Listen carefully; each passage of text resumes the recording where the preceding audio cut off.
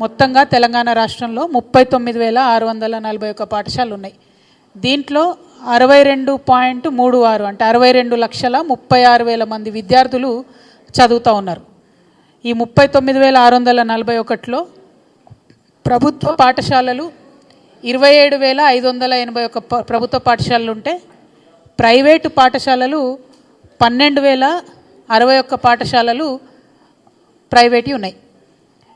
మొత్తం 62 లక్షల మంది విద్యార్థుల్లో ప్రభుత్వంలో 24,32,000 మంది చదివితే ప్రైవేటు పాఠశాలల్లో 38,000 మంది చదువుతూ ఉన్నారు. అంటే ఇది కేవలం 1 నుంచి 10వ తరగతి విద్యార్థుల సంఖ్యను మాత్రమే నేను రాష్ట్ర ప్రజలకు తెలియజేస్తూ ఉన్నాను.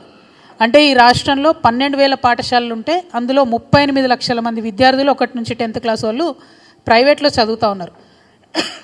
మరి ప్రైవేటు పాఠశాలలు అందులో రకరకాలు ఉన్నాయి.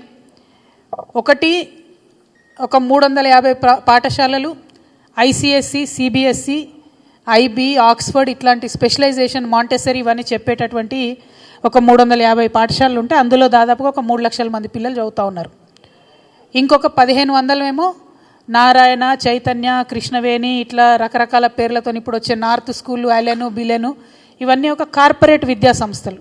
అంటే ఒక్కొక్క సంస్థకు 100 స్కూళ్ళు, 150 స్కూళ్ళు ఉన్నటువంటి పెద్ద విద్యా సంస్థలు ఒక 1,500 ఉన్నాయి.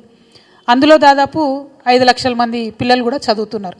ఇక మిగతా పిల్లలందరూ ఈ చిన్న చిన్న 12,000 పాఠశాలల్లో చదువుతున్నటువంటి పరిస్థితి. ఎందుకు ఇవి చెప్తా ఉన్నామంటే ఇందులో మళ్ళీ ఒక స్పెషల్ స్కూల్స్ ఉంటాయి. ఒక 236 పాఠశాలలు మాత్రం ప్రైవేటులో వాటిని బడ్జెట్ స్కూల్స్ అంటారు. ఈ 236 పాఠశాలల్లో అంటే జిల్లాకు ఒక 10 ఉండొచ్చు. ఆ పాఠశాలల్లో ప్రభుత్వం ఏం చేస్తుందంటే ఎస్సీ, ఎస్టీ విద్యార్థులకు ప్రతి విద్యార్థికి 42,000 రూపాయలు పే చేసి రాష్ట్రం మొత్తంలో ఒక 30,000 మందికి మాత్రం 42,000తోని చదువు చెప్పిస్తుంటుంది అన్నమాట. సో ఈ మొత్తం మన రాష్ట్రంలో ఉన్న విద్యా వ్యవస్థ యొక్క స్థితిగతులు. మరి ఇవాళ ఎందుకు పెట్టుకుంటున్నాం ఈ ప్రెస్ మీటు? ఏప్రిల్ రానే లేదు. ఈ సిబిఎస్ఈ, ఐబీ ఇట్లాంటి స్కూల్స్ వాళ్ళు ఆల్రెడీ 25%, 30%, 40% ఫీజులు పెంచినటువంటి పరిస్థితి ఉన్నది. ఇప్పటికే అనేక జిల్లాలలో, హైదరాబాద్ మహానగరంలో మరీ ప్రత్యేకించి పేరెంట్స్ పోయి కంప్లీట్గా స్కూళ్ళ ముందు ధర్నాలు చేస్తున్నటువంటి పరిస్థితి ఉన్నది. ఫీజు కనబడడానికి ₹1,00,000 ఉంటుంది, కానీ ఇంకొక 30,000 అదనంగా, అది బస్సుకు అంటారు, స్కూల్కి అంటారు, బుక్స్కి అంటారు, రకరకాల పేర్లతో ఇంకొక 30,000 అదనంగా పేరెంట్స్ మీద బర్డెన్ ఉంటుంది.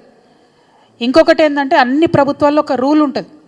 1,30,000 ఫీజు అంటే ఎవ్రీ మంత్ తీసుకోవాలి ఫీజు, ప్రతి నెల తీసుకోవాలి ఫీజు.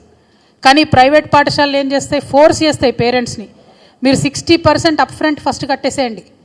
అంటే ఒక పేద మధ్యతరగతి ఉద్యోగికి భార్యాభర్త ఇద్దరు చేస్తే కూడా కుటుంబం వెళ్ళడం ఇబ్బందిగా ఉన్నటువంటి ఒక చిన్న కుటుంబంలో 60% ఫీజు అంటే 60,000 రూపాయలు ఒకటేసారి కట్టాలి స్కూల్ కంటే నిజంగా దేవుడు కనబడే పరిస్థితి ఉన్నది ఇవాళ తెలంగాణ రాష్ట్రంలో. ఈ విషయాల మీదనే, ఈ అంశాల మీదనే రేవంత్ రెడ్డి గారు పదే బీఆర్ఎస్ గవర్నమెంట్ అప్పుడు ఉన్నప్పుడు క్రిటిసైజ్ చేసి మీరు ఫీ నియంత్రణ చేయండి అని చెప్పిండ్రు. మరి ఇవాళ 3 సంవత్సరాలు అవుతుంది, 3 బడ్జెట్లు పెట్టుకున్నారు వీళ్ళు. మొన్న బడ్జెట్ సమావేశంలో కూడా నువ్వింత తిన్నావు అని వాళ్ళని వాళ్ళు తిట్టుకోవడం తప్పితే కనీసం పేద మధ్యతరగతి పిల్లలు ఇబ్బంది పడుతూ ఉన్నారు. మరి ఫీజు నియంత్రణ కోసం ఒక చట్టం తేవాలి అని చెప్పి ఆలోచన ఈ ప్రభుత్వానికి లేకపోవడం అన్నది సిగ్గుచేటు. నేను అర్జెంటుగా డిమాండ్ చేస్తూ ఉన్నా. గత 10-12 రోజులుగా ఈ రాష్ట్రంలో, ఈ హైదరాబాద్ మహానగరంలో స్కూళ్ళ ముందట పిల్లల యొక్క పేరెంట్స్ చేస్తున్న ధర్నాలు చూసన్నా మీ ప్రభుత్వం కళ్ళు తెరవాలి.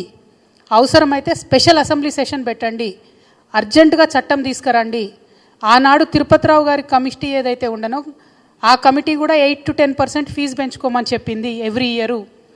ఇప్పుడు కొత్తగా మీరు చేసినటువంటి విద్యా కమిషన్ రిపోర్ట్లో ఆ రిపోర్ట్ అంతా దరిద్రంగా ఉంది, ఏం బాగాలేదు. ఒకటే ఒక సెంటెన్స్ బాగుంది, ఏంది అంటే ఫీజు నియంత్రణ చట్టం తేవాలి, దాన్ని 7 to 9% పెంచుకోవచ్చు అని ఇప్పుడు ఇచ్చిన విద్యా కమిషను రిపోర్ట్ ఇచ్చింది. కనీసం దాన్నన్నా అమలు చేయండి. స్పెషల్ అసెంబ్లీ సెషన్ పిలవాలి ఈ ప్రభుత్వం చాలా అర్జెంటుగా. ఫీ నియంత్రణ కమిటీ వేయాలి అర్జెంటుగా. ఏ స్కూల్ అయినా సరే 8 to 10% కన్నా ఫీజు ప్రతి సంవత్సరం పెంచుకోవడానికి వీల్లేదు. దాని మీద ఈ ప్రభుత్వం కఠినంగా వ్యవహరించాలని చెప్పి నేను డిమాండ్ చేస్తూ ఉన్నాను. మరి స్కూల్స్ కూడా నా రిక్వెస్ట్ స్కూల్స్ అందరితో మీరు 8 to 10% ఫీజు పెంచుకోండి ఎవ్రీ ఇయర్, కానీ 30% 40% పెంచితే పేద మధ్యతరగతి విద్యార్థులు వాళ్ళ యొక్క తల్లిదండ్రులు చాలా దారుణమైన ఇబ్బందులు పడుతున్నారు. మీరు 30% పెంచుతారు, కానీ ఏదో చిన్న బట్టల షాప్లో ఒక సింగిల్ పేరెంట్ లేడీ ఉంటుంది, ఆమె పని చేస్తూ ఉంటుంది, ఆ యజమాని పెంచాడు వాళ్ళకు జీతం అట్లా ఇవ్వలేరు, వాళ్ళు అట్లా వచ్చి ఒకసారి కట్టలేరు. ఇద్దరు కూడా కలిసి ఏదైనా చిన్న ప్రైవేట్ కంపెనీలో పనిచేస్తే ఎవ్రీ ఇయర్ వాళ్ళకు పెరగదు, 10% 15% పెరగదు శాలరీ. దయచేసి దాని మీద దృష్టి పెట్టాలని నేను డిమాండ్ చేస్తూ ఉన్నా.